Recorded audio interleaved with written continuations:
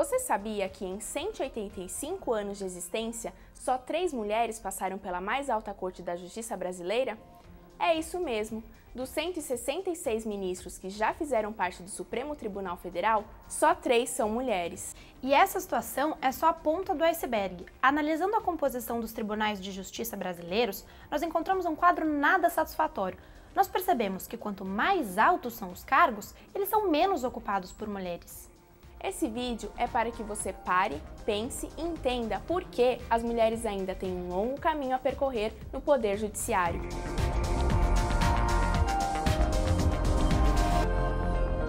O Poder Judiciário ainda está muito ligado ao homem, ao posicionamento do homem. E é exatamente isso que nós temos de quebrar, né? E eu posso dizer que nessa minha passagem pela Corregedoria, eu observei que nos tribunais são sempre aquelas mulheres mais concessivas, mais acessíveis, que terminam sendo escolhidas. E aí se escolhe uma porção de mulher boba que chega lá e não faz a diferença. O Poder Judiciário ainda é um poder muito machista.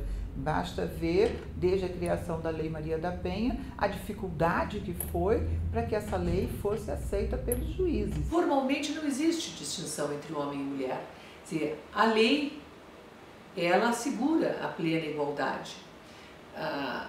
O que nós observamos é que no plano da concretização, no plano material, é que a desigualdade ainda persiste. Há 114 anos se formava na Faculdade de Direito do Largo de São Francisco a primeira advogada, que foi a doutora Maria Augusta Saraiva. De 114 anos para cá, obviamente essa realidade mudou muito. Hoje a mulher, muito que rapidamente, está crescendo nessa área que é a advocacia e também nas carreiras jurídicas. Tem aumentado o número de mulheres não só na advocacia, mas também nas promotorias, defensorias públicas e junto à magistratura. Numa sociedade em que mais de 50% são mulheres, é preciso que os órgãos de Estado, os poderes constituídos, também tenham essa participação que só enriquece. Eu fui a primeira juíza da região Norte e Nordeste, né? Como também fui a primeira procuradora da República, da região Norte e Nordeste. Eu fui batendo todos os recordes, né, quebrando exatamente essa posição de masculinidade nos cargos que eu fui exercendo, em razão da época que eu cheguei a ser profissional. Eu fui a primeira mulher, né, em 200 anos, hoje nós já temos praticamente 204, 205 anos de existência, a justiça mais antiga do Brasil, é a Justiça Militar da União, é mais antiga do que o próprio Supremo Tribunal Federal, e nunca tinha tido uma mulher. No início de carreira, porque eu já sou antiga na magistratura, né? A população tinha mais curiosidade, a população jurídica tinha mais curiosidade. Eu fui juiz em Piracicaba, minha primeira comarca foi Piracicaba, eu fui substituta lá, uma comarca que eu tenho o maior carinho. E eu lembro que lá na primeira semana as pessoas vinham para me ver, sabe? Então era uma coisa de curiosidade. Nossa, tem uma mulher juíza. Eu ingressei no Tribunal de Alçada Criminal em julho de 1995. E realmente todos os colegas eram juízes, né? Eu fui a primeira juíza a integrar o Tribunal de Alçada Criminal e fui acolhida pelos meus colegas, que na época 79 juízes, não é? De uma forma muito tranquila. Eu nunca prestei atenção essa história de ser mulher, né? Eu digo sempre o seguinte: eu nunca tive tempo para ficar me questionando, é porque eu sou mulher. Eu fiz e está feito. E eu acho que talvez houvesse uma expectativa diferente. Pelo fato de eu ser mulher, eu ser menos arrojada nas minhas posições. Porque geralmente as mulheres são menos arrojadas. Pode prestar atenção.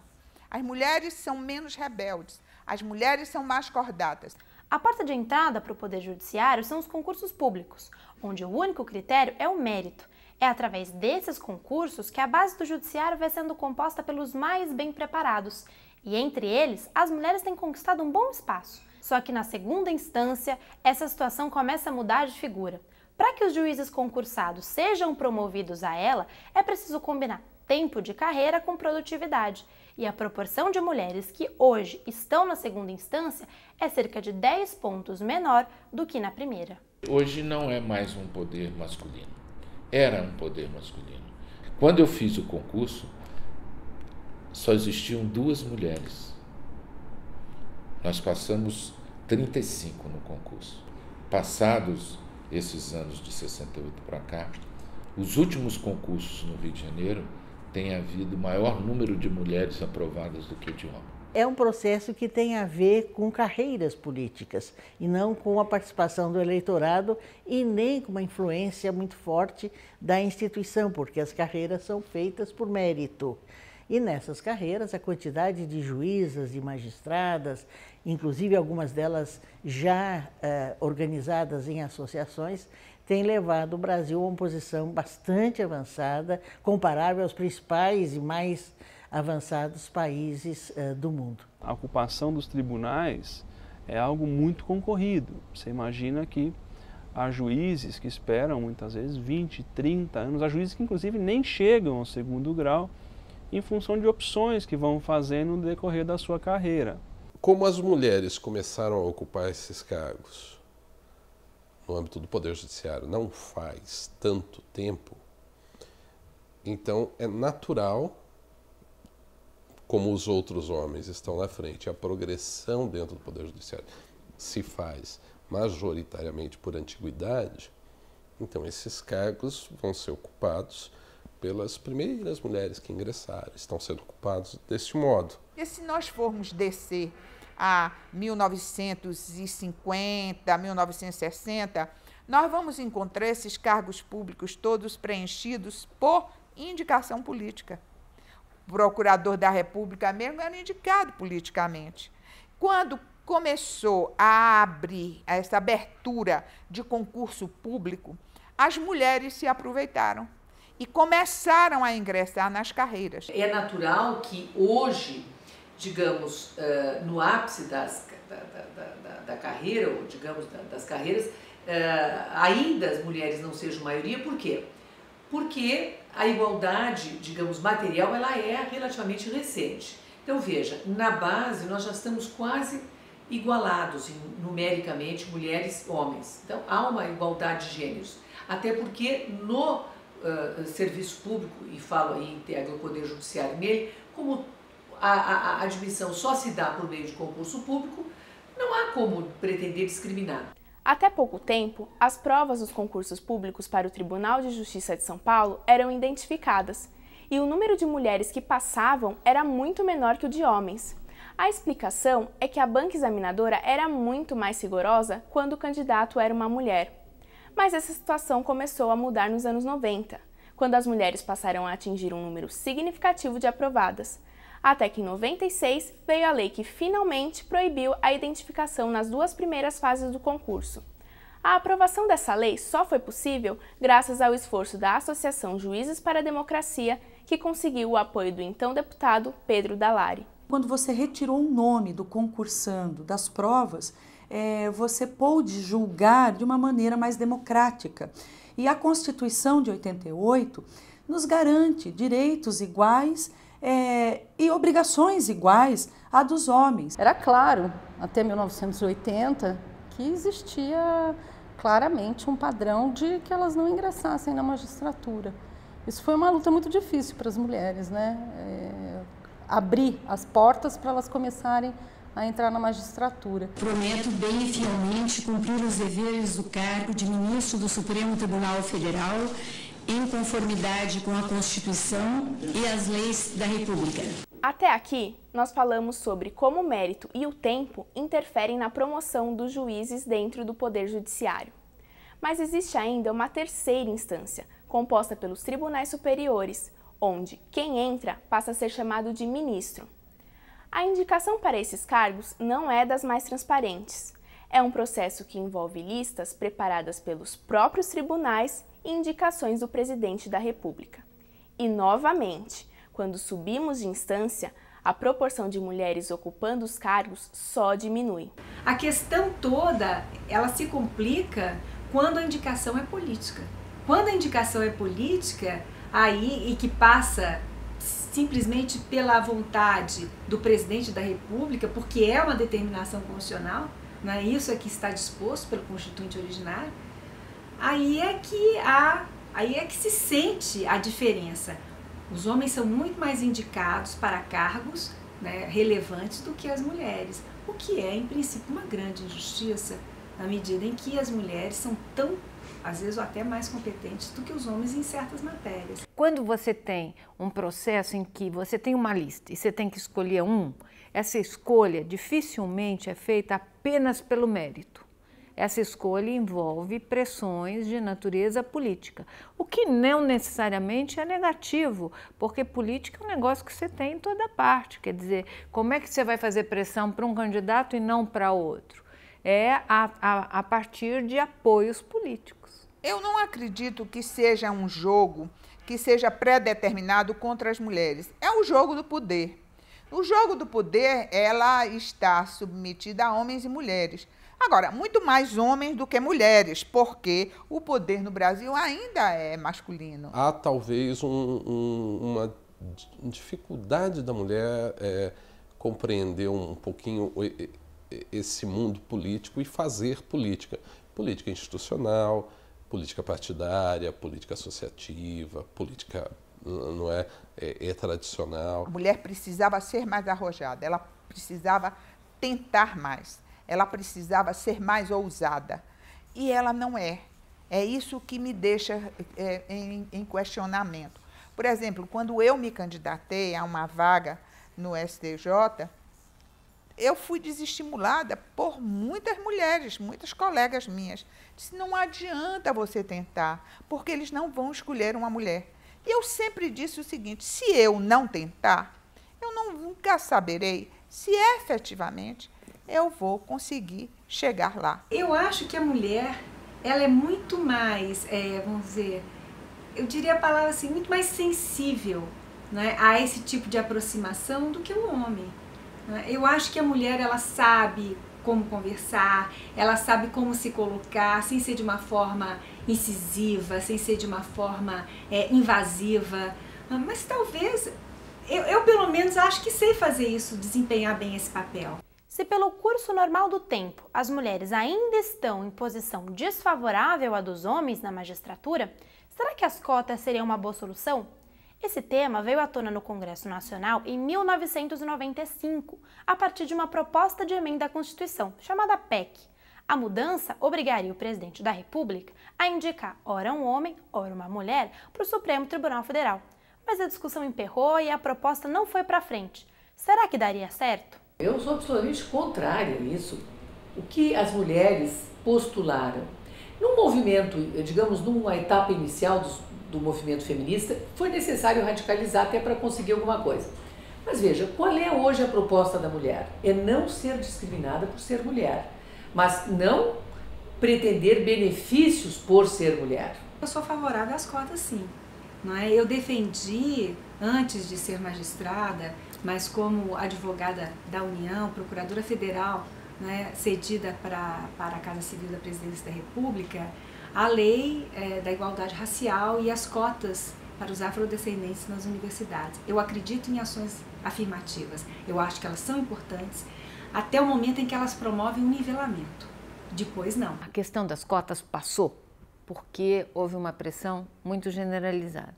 E eu tenho muitas restrições à questão da cota, porque eu sou muito favorável à questão do mérito. Eu não concordo porque, na questão de poder, eu não acho que haja a possibilidade de nós estabelecermos cotas. Eu acho que existe eu acho que o que deve ser feito é a mulher se assumir e assumir o lugar que ela deve estar. Para isso, eu entendo que as ONGs feministas, elas fazem um trabalho de alavancar este empoderamento da mulher é muito bom. Eu acho a política interessante, que tenha uma diversidade ou pelo menos um equilíbrio de homens e mulheres, tanto nos tribunais superiores como nos tribunais estaduais. Mas não necessariamente fechar a questão na medida em que tem que ser um homem, tem que ser uma mulher de cada vez. Eu vejo isso com muita simpatia, Acho que é um avanço nesse temário, porque quando do Estatuto do Tribunal Penal Internacional, pensou-se especificamente na questão de gênero. E lá tem um artigo dizendo que seria, na medida do possível, respeitar tanto as questões regionais, internacionais, como a questão de gênero. Eu penso que essa fixação de cotas, ela cria restrições, cria barreiras, cria até animosidades, tanto a favor como contra. E isso, a meu ver, não é muito democrático. Eu acho que a conquista é feita com o trabalho, com o desempenho. Gradativamente você vai alcançando como um funcionário dentro de uma empresa. Eu sou a favor de todo e qualquer mecanismo que venha contribuir para a participação da mulher.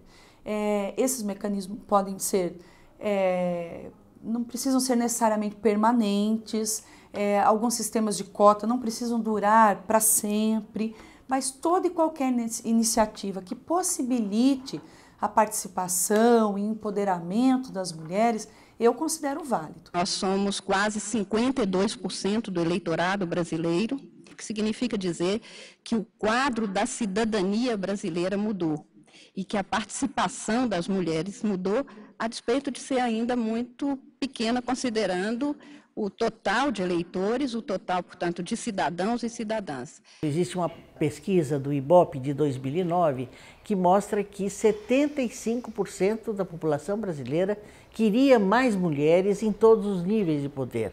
Não apenas em nome de uma representação de um segmento importante e dinâmico, mas também por causa do aprofundamento da democracia, do aperfeiçoamento das instituições. Também não quero dizer que eu quero qualquer mulher no poder, entendeu? Quero uma mulher que seja compromissada efetivamente com a questão do gênero.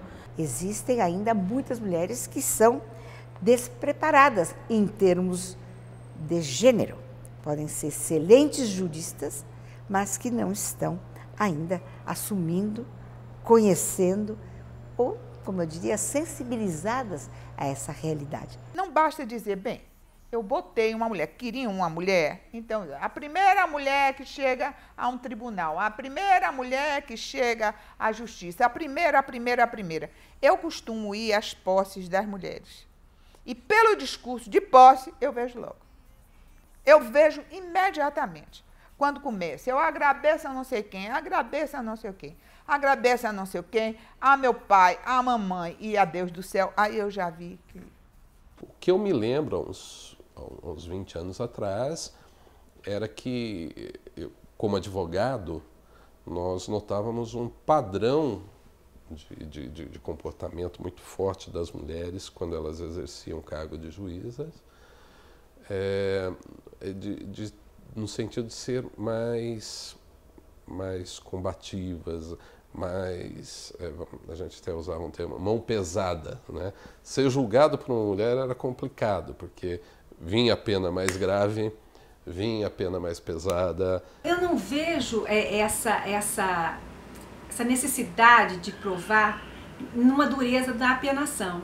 Eu vejo que essa necessidade que nós temos de nos superarmos, esse perfeccionismo, esse preciosismo que eu acho que acompanha a mulher, é uma característica feminina, né?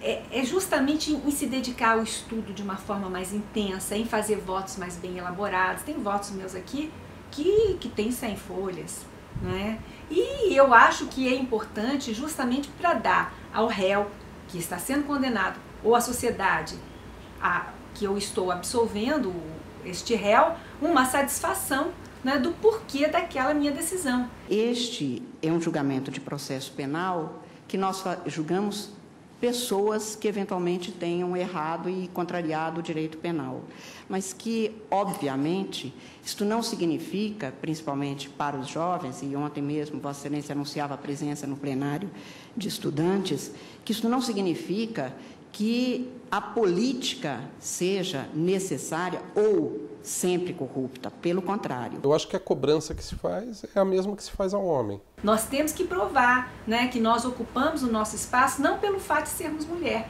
mas porque merecemos estar ali, porque fizemos, né, todo um investimento cultural, profissional, no sentido de conquistá-lo. Quando eu assumi como juíza federal, o meu filho tinha 7 meses, né?